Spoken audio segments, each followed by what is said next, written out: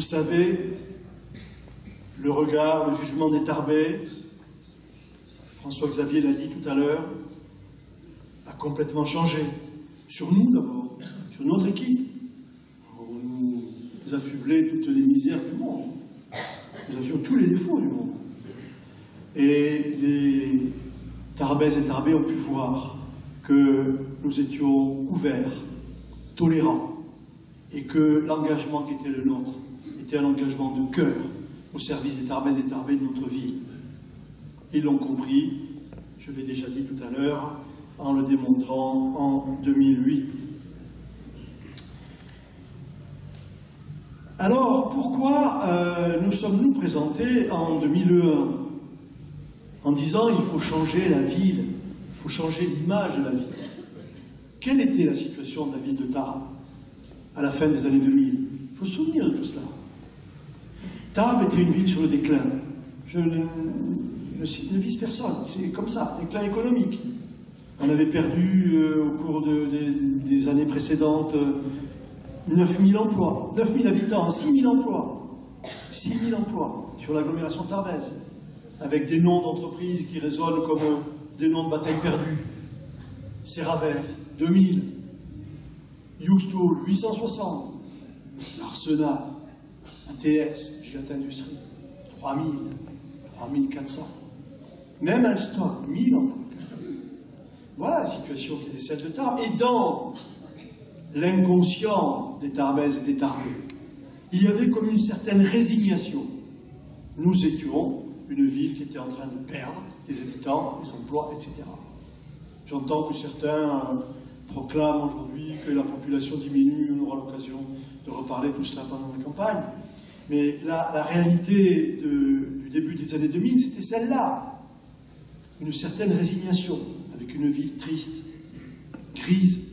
Je me souviens, on disait, quand on évoquait le patrimoine architectural de la ville de Tarbes, Mme Arbounès le sait bien, on disait, où sont les éléments remarquables de ce patrimoine architectural? On ne le voyait pas.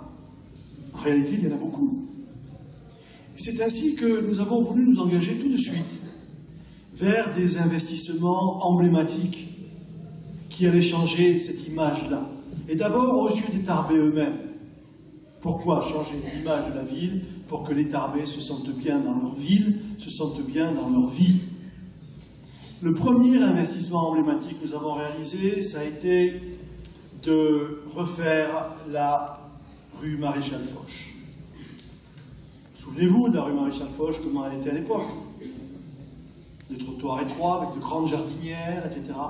Eh bien nous, on a voulu donner l'espace aux Tarbaises et aux Tarbais, avec de larges trottoirs, au ras de la chaussée, avec des luminaires nouveaux, avec des supports de décoration florale, avec la disparition des lignes électriques qui traversaient tout le long de la chaussée, etc. Et puis surtout en mettant des palmiers. Quand on a dit qu'on allait mettre des palmiers, mais on s'est fait trucider. Il est fou celui-là, il se croit à Nice. Il fallait oser. Et les palmiers, on les a mis, la rue Maréchal Foch a été refaite. Dans le même temps, nous avons engagé une opération façade. Et chaque fois que nous avons réalisé des rénovations de voiries, pénétrantes sur la ville, qu'il s'agisse de la rue Alsace-Lorraine, de la rue du Régiment de Bigorre, de la rue Victor Hugo, etc. Chaque fois, nous avons, de la rue de Gonesse, nous avons engagé, en même temps que la rénovation, que l'investissement de la ville, ce qu'on appelle une opération façade, demandant aux propriétaires de nous accompagner dans la rénovation, en leur disant, vous refaites vos façades, on vous donne 40% de subvention. Le résultat aujourd'hui, chers amis, c'est 407 façades qui ont été refaites sur la ville de Tarbes. Je me souviens, au conseil municipal, M. Goetz disait le maire, il s'amuse à colorier la ville, c'est tout ce qu'il fait. C'était pas du coloriage, c'était un changement profond dans la perception même que nous pouvions avoir de notre cité. Et aujourd'hui, tout le monde s'accorde à reconnaître que la ville a changé. Elle est accueillante, elle est ouverte, elle est animée. elle est gaie. Et il y a de la couleur. Et on a l'impression, j'ai lu dans un hebdomadaire une enquête qui a été faite, et j'ai lu avec intérêt les commentaires des jeunes qui ont été interrogés. Des jeunes qui ont été interrogés. Et quand j'ai lu ces commentaires, donc des jeunes de 17, 18 ans, on dit, qu'est-ce que vous pensez de votre ville? Et ils ont dit, cette ville, ça bouge. Et puis, c'est chouette, il y a des palmiers, on se croirait sur la Côte d'Azur. C'est disait dans l'hebdomadaire auquel je fais allusion, cette étude et ces commentaires de tous ces jeunes. On peut légitimement avoir une petite satisfaction, ce qui prouve bien que le sentiment qui était le nôtre est bien perçu aujourd'hui, y compris par les jeunes, ce qui n'est pas facile. Nous avons bien évidemment réalisé d'autres investissements emblématiques au-delà de la rue Maréchal Foch que je viens d'évoquer. J'ai cité donc les autres rues. La halle Marcadieu. Là aussi, vous ne vous souvenez pas que la halle Marcadieu n'était pas aux normes européennes et que, pour accueillir le marché, et que le sol était en terre. Il était en terre battue. La halle Marcadieu a été rénovée assez vite. Et puis nous poursuivons la rénovation de la place Marcadieu. C'est un chantier très important qu'on a étalé sur plusieurs années. Je dirai pourquoi. Mais on a voulu aussi donner l'exemple. Faire disparaître quelques friches. La première des friches que nous avons fait disparaître en centre-ville, ça a été le cinéma Le Paris, à côté du commissariat. Le cinéma Le Paris était fermé depuis plus de 10 ans. Nous avons décidé de l'acheter pour y construire une résidence, un lieu de résidence d'artistes, réservé aux associations, dans le domaine de la musique, du théâtre, de la danse. Et nous mettons donc ce lieu à la disposition de ces associations en leur disant, vous prenez possession du lieu, en état de fonctionnement avec tout le personnel, pendant 3 semaines, 1 mois, mais vous y organisez exposition, conférences, répétitions ouvertes au public, gratuites, et un spectacle que vous donnez au public. Ça fait 10 ans que le Paris existe, que des compagnies maintenant de Toulouse, de Bordeaux et même de Paris nous demandent de venir en résidence ici. Cela fait 10 ans, nous l'avons fêté il y a quelques semaines. J'ai été heureux de voir que la salle était pleine pour le dernier spectacle, c'était la VAR. Je ne sais pas si vous êtes allés le voir, c'était formidable. Donc nous pouvons légitimement avoir quelques satisfactions. Nous avons une offre culturelle d'une qualité exceptionnelle sur notre agglomération, avec la scène nationale Le Parvis, avec le théâtre des nouveautés que nous avons rénové également. Mais il était bon aussi de permettre aux troupes de notre agglomération, de notre département, de pouvoir s'exprimer en un lieu digne de leur talent et du public auquel ils venaient présenter leur spectacle. C'était important. Deuxième friche que nous avons fait disparaître, c'est le cinéma à l'Erex. Vous verrez que dans mon propos, les cinémas ont une place importante. Le cinéma à l'Erex, c'était une friche depuis 25 ans. Depuis 25 ans. Et je reçois un jour, dans mon bureau, c'était en 2002-2003, des investisseurs qui viennent me dire, voilà, on voudrait construire un hôtel 3 étoiles en centre-ville. Bonne idée. Bonne idée. Et essayer de le faire là, à l'emplacement du Rex. C'était compliqué parce que l'acquisition, vu l'emplacement de ce lieu, était assez élevée. C'est pour ça qu'aucun projet n'avait pu s'y réaliser. Ils reviennent me voir quelques semaines plus tard en disant, mais voilà, ça y est, on a un accord avec les propriétaires. Nous allons donc construire un hôtel 3 étoiles à l'emplacement du Rex. J'étais très heureux, bien chouette, encore une friche qui va disparaître. Puis les mois passent. Et 6 mois après, ils reviennent me voir en disant, écoutez, on voit que ça bouge à Tarbes, et on a envie finalement de faire un hôtel qui sera emblématique de la ville de Tarbes. On va faire un 4 étoiles. Et là, ils ouvrent les plans qu'ils viennent me présenter, et je vois une architecture tout en vert, avec des couleurs et tout. Oh, je dis, ah non. Ah non, je vais me faire trucider si vous faites ça. Moi déjà, trucider pour les palmiers, si je fais ça, un immeuble tout en vert ici, non, on dirait que je me crois à New York. leur dis non, écoutez, réfléchissez à la question. Je demande l'avis d'Architectes des Bâtiments de France, qui me dit non, effectivement, il vaut mieux qu'il y ait une harmonie architecturale dans le cours d'État, il faut faire autre chose. Et sur ces entrefaites, nous sommes invités par le maire d'Altenkirchen. Il nous invite à Berlin, à visiter le Bundestag et la maison de Rhénanie-Palatinat, comme si moi je l'invitais au conseil régional de Midi-Pyrénées si j'avais la majorité là-bas. Et nous découvrons Berlin, qui est une ville qui a été presque entièrement reconstruite, 80%.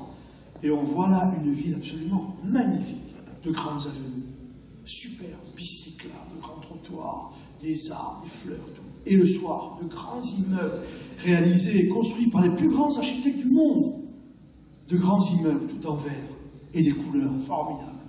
Et je vois ça, et je dis, mais c'est sensationnel ça.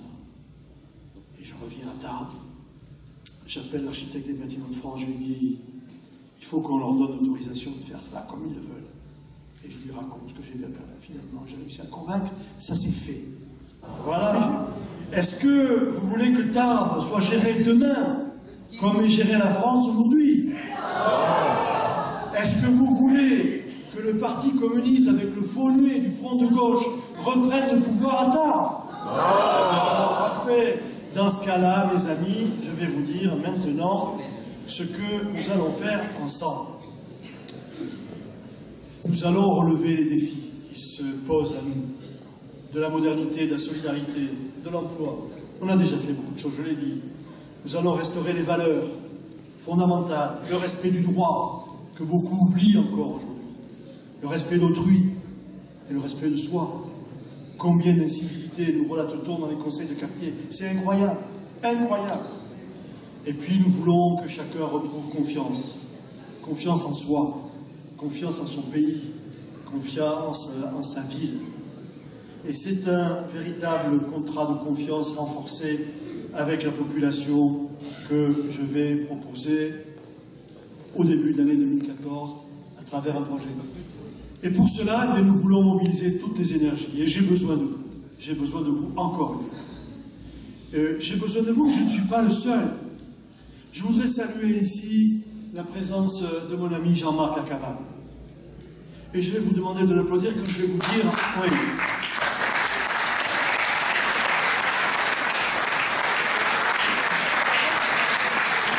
Jean-Marc Acabal qui va se présenter pour la 4e fois, je crois.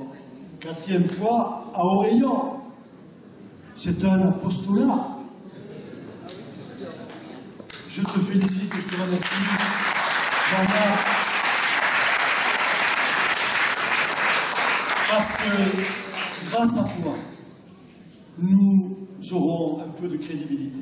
C'est-à-dire qu'il n'y a rien de pire que de ne pas être capable de présenter une liste à une élection. Je voudrais saluer également la présence de Patrick Butor, qui va se présenter à Séminac. Là aussi, la tâche sera rude, mais l'enjeu de l'engagement de Jean-Marc, de Patrick et puis d'autres, l'enjeu est important. C'est que va devenir la communauté d'agglomération du Grand Tarbes avec un nouveau système électoral. Est-ce que le Grand Tarbes continuera à être géré comme il a été géré depuis 2008, c'est-à-dire dans la confiance partagée, dans l'ouverture, dans le respect des uns et des autres, et dans le partage des responsabilités, ou est-ce qu'il sera de nouveau gouverné comme il a été de 2001 à 2008, c'est-à-dire avec une opposition et une majorité qui s'arroge tous les pouvoirs et tous les droits, et une opposition qui n'est même pas respectée? Eh bien, voilà le véritable enjeu. Que deviendra la communauté d'agglomération? C'est aussi important. Et donc, je vous dis, mes amis, partagez avec moi ce désir intact que j'ai de continuer à me battre pour ma ville. Cette volonté indéfectible que nous partageons de servir les Tarbaises et les Tarbais comme nous l'avons fait depuis 2001. Partagez avec moi un bilan qui va, vous l'avez compris, bien au-delà des promesses Que représentent les promesses que nous ferons demain, en 2014, quand on a le bilan que vous connaissez et que j'ai commenté? Il est évident que ça apporte crédit aux promesses quand on a un bilan comme le nôtre et que les promesses de 2001 et de 2008 ont été tenues à près de 90%. Partagez avec moi aussi.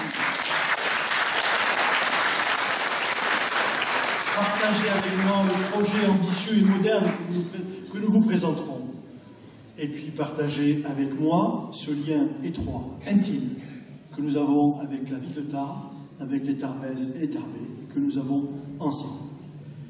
Mon énergie, c'est vous d'abord, votre confiance, je l'ai dit tout à l'heure, mais c'est aussi mon amour pour ma ville, Tarbes au cœur, je vous l'ai dit, Tarbes au cœur. Une ambition unique pour Tarbes, et rien ne m'arrêtera, ni personne, ni personne. Mon engagement, c'est Tarbes d'abord. Certains me disent, vous êtes de quel parti? Et je dis, je suis du parti Tarbes, des Tarbaises et Tarbais.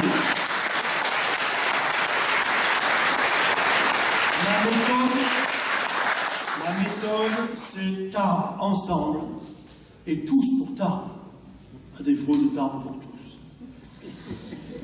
Depuis 2001, je sais que vous en êtes conscients, un nouvel esprit a soufflé sur la ville de Tarbes. François-Xavier et Gilles l'ont dit tout à l'heure, un esprit d'équipe, un esprit de famille. Nous avons le sentiment réellement de faire partie de la même communauté, plus unie, plus solidaire, comme une famille, je le disais. Et je vous dis donc, mes amis, à partir de maintenant, à partir de ce soir, tous sur le terrain avec moi, tous sur le terrain avec moi. Tarbes plus haut et plus loin, Tarbes plus fort. J'aime ma ville, vous le savez. J'aime les hommes et les femmes qui la font vivre.